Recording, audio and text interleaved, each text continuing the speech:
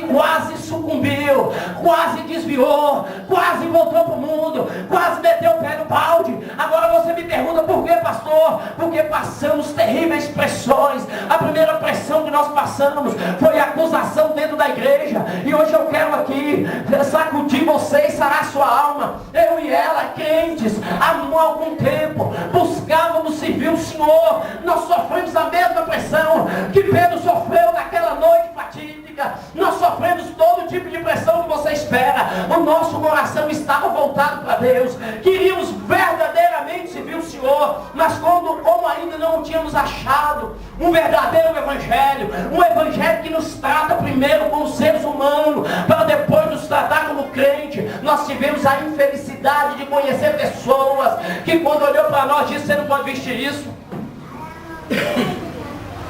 A primeira coisa que botou foi um jugo sobre mim. A primeira grande pressão que eu enfrentei foi dentro da igreja. E a pressão dentro da igreja é pior do que a pressão do inferno. É pior do que a pressão de Satanás. É pior do que a pressão de todos os demônios juntos. Você não pode vestir saia, não calça mais. Olhou para minha esposa e disse: você não pode vestir mais calça. Você não pode fazer depilação. Você não pode mais passar batom. Você não pode mais pôr brinco. Você não pode mais calçar salto alto. Sabe o que aconteceu? O temor no seu coração e no meu, nós acabamos obedecendo. Mas sabe o que aconteceu? A minha coitada batizada no Espírito Santo, falava em língua estranha, pulava no poder de Deus, se alegrava na presença do Espírito, orava 1, 2 horas comigo de joelhos. Sabe o que aconteceu? O brilho do Espírito foi se apagando. A pressão religiosa, a pressão fora dos preceitos do Senhor. Eu quero te dizer uma coisa, eu não tenho nada contra, isso é uso e costume. Se você tem, fica para você. Se você consegue se enquadrar, fique para você, mas não coloque o peso em cima do outro. O peso vai ser o teu carrega. Aleluia. Se Deus te chamou para viver assim, então viva assim. Mas não queira pôr o peso em cima dos outros. Então colocou o peso nela. Sabe o que aconteceu? Parecia que tinha uma tonelada de peso sobre a minha branquinha. E eu comecei a olhar ela parou de orar. Ela perdeu a alegria. Ela se olhava no espelho e se achava feia. Ela olhava para suas roupas e não se gostava mais. Ela começou a achar que ela era a pessoa mais feia do mundo. E eu olhava para ela. Aí o que acontece? Era a minha carne. Eu sou marido dela. Eu me ajudo com ela todas as noites. O que dói nela dói em mim, meu filho. Eu comecei a sentir o espírito dela começando a se agoniar. Eu comecei a prestar atenção. Quando ela ajoelhava por ela, não orava. Ela só chorava. Eu comecei a ouvir o espírito, o gemido do espírito do meu lado, gritando dentro da alma dela por socorro. Help, help, socorro. Eu quero libertação. Eu quero me libertar dessa opressão, dessa pressão. Eu quero te dizer, meu filho, a Bíblia nos chama para a liberdade. E a Bíblia fala que nós não devemos usar a liberdade para dar ocasião à carne. Mas eu quero dizer o que acontece. Os homens ficam bonitos, botam um paletó e uma gravata e uma calça bonita, um sapato chique, e ele sai lindo, mas as coitadas das mulheres tem que vestir aquela roupinha feia, michumuca, derrubada, tudo seca. O marido não pode olhar para ela. Toda vez que ele olha para ela, ele não acha mais graça nela. Mas quando sai lá fora, ele vê aquelas mulheres arrumadas, bonitas, com perfumada, toda adornada. Ele deixa de olhar a esposa. Você me perdoe, mas deixa eu tratar sua alma, homem. Não vem falar com isso não, porque eu sou homem. Nós somos motivados pelos olhos. Nós somos atraídos pelo que vemos. Homem é caçador, mulher sempre foi caça. Mas não vai dizer para mim que quando eu passo uma mulher bonita, bem vestida, uma roupa chique, e me perdoe até a expressão, mas quando as curvas do seu corpo estão à mostra, não tem um homem que não olhe. Se você falar que não olha, você é hipócrita. Hipócrita. Ele olha para as outras lá de fora e acha tudo lindo. Quando ele chega em casa, ele olha para a mulher dele e fala assim: oh meu Deus. Pressão, meu filho. A pressão foi tanta que minha esposa parou de querer orar, parou de querer ir para a igreja, parou, ela se sentia infeliz. Agora eu te pergunto, Jesus te chamou para servir ele infeliz? Te chamou para viver infeliz dentro da igreja? Jesus te chamou para você olhar para o espelho e se sentir o crente mais feio dentro da igreja? Jesus te chamou para olhar para aquele cabelo, só o sangue de Jesus tem poder que não pode fazer uma escova? Olhava aquela sandalinha, sempre aquela porcariazinha baixinha, rasteirinha que você usa para ir no centro. E de noite não pode pôr uma coisa mais chique.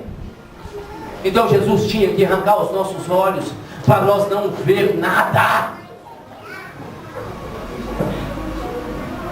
Eu vi minha esposa sucumbir no buraco. E eu orava para que Deus pudesse fazer alguma coisa. Sabe por que tudo isso? Medo do julgamento dos homens. Pressão. Pressão, meu filho. Porque se botasse uma calça, o povo ia falar que ela estava desviada de nós, estava dentro da igreja. E aí eu olhei para ela, ela tinha um vasinho de brinco, Davi nunca usou brinco extravagante, e dizia, é pomba-gira. Ela era loura, uns crentes que não conhecem nada de Bíblia, falou que era pomba-gira, que se pintasse o cabelo de louro. Coitadinho do povo nórdico, vai tudo para o inferno. Coitadinho do povo que vive nos países mais gelados, vai tudo para o inferno. Coitadinho do povo viking, vai tudo para o inferno, porque eles não é louco, eles são amarelados e o cabelo é rubro, ruivo. Os escoceses, tudo vão para o inferno. Coitadinho dos negros lá da África do Sul, o cabelo deles não cresce. Então as mulheres negras da África do Sul vai tudo para o inferno. Graças a Deus, Deus me libertou. Deus me chamou para um evangelho, meu filho. Um evangelho não estereótipo, mas um evangelho vivido aqui dentro. Um evangelho que sara. Um crente que tem a alegria de entrar na presença de Deus. Um crente que tem a alegria de botar o joelho no chão e saber que ele está falando é com o pai dele, não com o pastor da igreja.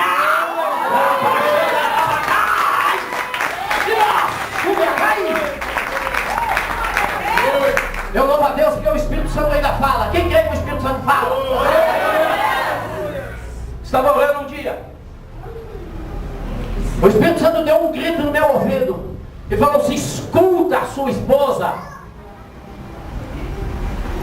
Aí eu falei assim, eu falei, escutar minha esposa, mas... Ele disse para mim assim, escuta a sua esposa. Eu estava ganhando o mundo e perdendo minha esposa. Eu estava ganhando almas, pregando o evangelho e perdendo minha esposa dentro da minha casa. Um dia desse, cheguei para ela e disse assim, Dade, se for para você vestir uma calça, você veste. Não é verdade? Você quer? Falou, quero. Falei, então a partir de amanhã você pode descer do centro, comprar um e vestir. Ela aí o povo, eu falei, Jesus nos chamou para servi-lo em espírito e em verdade. Você está infeliz. Isso é jugo de homem. Se maltratar minha esposa, está me maltratando. Porque somos uma só carne. Somos uma só carne. O que tocar nela, toca em mim. Se machucar ela, me machuca. E se machucou minha esposa, me machucou. Onde não cabe ela, não cabe eu. Nós fomos da igreja, pegamos nossa mala e fomos embora. E Deus nos levantou como os pastores dessa terra para ministrar a verdade. Pressão. Vivemos debaixo de pressão dentro da igreja. Vivemos debaixo de pressão dentro do casamento. As pessoas olham para você e não sabem o que você vive dentro do lar. Não sabem o que você passa com esse marido rude, cru, grosso, dentro de sua casa. Não